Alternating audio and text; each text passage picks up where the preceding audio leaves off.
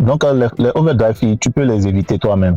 Et rien ne t'empêche de les appeler et de les dire de remove ça. Si tu vois que ça se passe pour la première fois, même pas pour la première fois, si tu n'as jamais négocié avant, tu as les frais, on te remove les frais, les overdrive fees comme ça.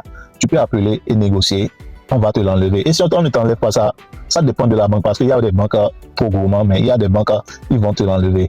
Donc, appelle, si tu vois overdrive fee, appelle, tu peux leur dire que c'était pas intentionnel, que tu ne savais pas que ton compte était en moins, que tu avais fait un dépôt, tu espérais un argent, tu pensais que c'était déjà là, quelque chose comme ça.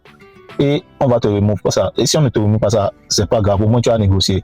Donc, faut pas avoir peur de négocier parce que il y avait aussi un de mes amis qui ont été enlevés le overdrive fee 2 fois parce qu'ils avaient fait 2 transactions dans cette journée.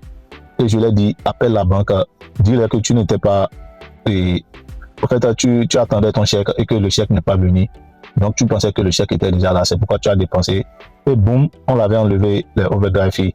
Mais si on t'enlève ça une fois, il faut make sure que tu ne le fais plus. Ou bien, appelle aussi la banque, dis-leur que tu ne veux pas que à chaque fois, quand ton argent, tu n'as pas d'argent dans ton compte, tu veux remove le overdrive fee power, j'ai oublié comment on appelle ça, mais dis-leur que tu ne veux plus les overdrive fees.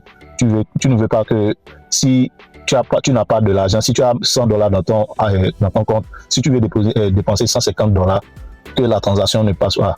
Donc, tu peux aussi dire ça parce que vraiment, c'est très important. Et cette transaction seulement, cette $35, tu vois que c'est petit, mais ça peut te mettre derrière économiquement pendant des années, tu ne vas même pas le savoir parce que à chaque fois, on t'enlève des frais comme ça. Banalement, dans une année, tu peux te retrouver à plus de $1000 chaque année payé pour juste les overdrive fees.